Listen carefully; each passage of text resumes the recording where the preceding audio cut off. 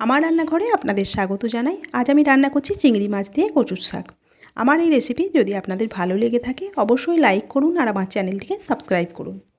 কচু ডাঁটাগুলো আমি ভালো করে ধুয়ে কেটে নিয়েছি। এখন গ্যাসে একটা কড়াই বসিয়ে কচু ডাঁটাগুলো দিয়ে দিচ্ছি পরিমাণ মতো নুন,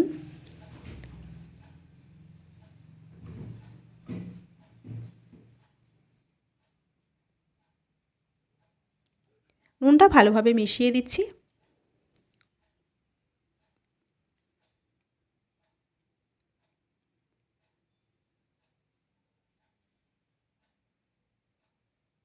নুনটা মিশিয়ে দিয়ে আমি ঢাকনা দিয়ে দিচ্ছি। ঢাকনা দিয়ে গ্যাসের ফ্লেমটা মিডিয়ামে রেখে আমি খুব ভালোভাবে ডাঁটাটা সিদ্ধ করে নেব।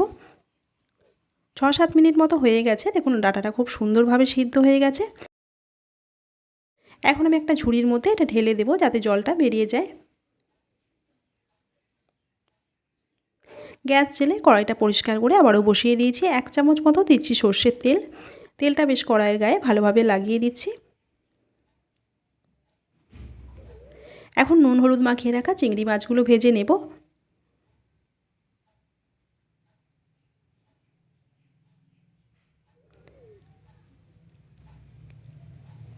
চিংড়ি মাছগুলো আমি হালকা করে ভেজে তুলে নিচ্ছি।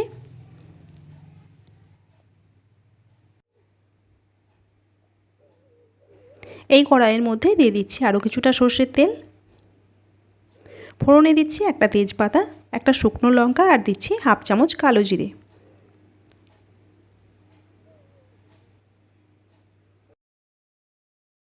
ফোড়ন থেকে সুন্দর গন্ধ বেরিয়েছে। এখন আমি দিয়ে দিচ্ছি 1 চামচ আদা বাটা।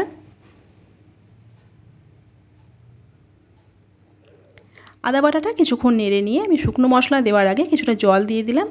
দিয়ে দিচ্ছি 1 চামচ জিরের গুঁড়ো আর দিচ্ছি 1/2 চামচের একটু বেশি হলুদের গুঁড়ো। জিরে আর হলুদটা আমি ভালোভাবে কষিয়ে নেব।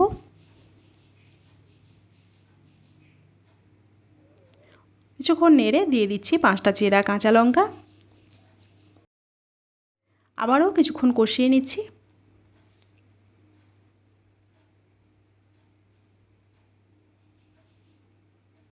সব কিছু ভালোভাবে কষিয়ে নেওয়া হয়ে গেছে। এখন সিদ্ধ করে জল ঝরিয়ে রাখা কচুর ডাঁটাগুলো আমি দিয়ে দিচ্ছি।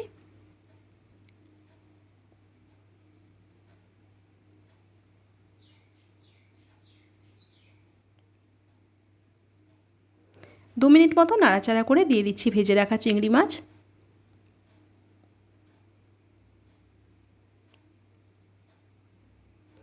দিয়ে দিচ্ছি পরিমাণ মতো নুন।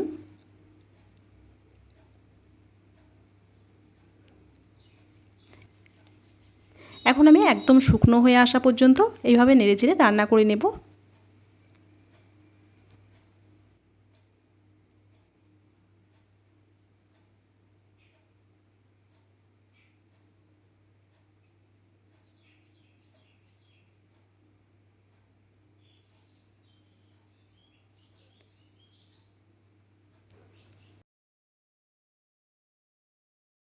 গ্যাসের ফ্লেমটা মিডিয়ামে রেখে আমি 5-6 মিনিট মতো রান্না করে নিয়েছি। দেখুন কচু ডাঁটার বেশ একদম শুকনো হয়ে এসেছে।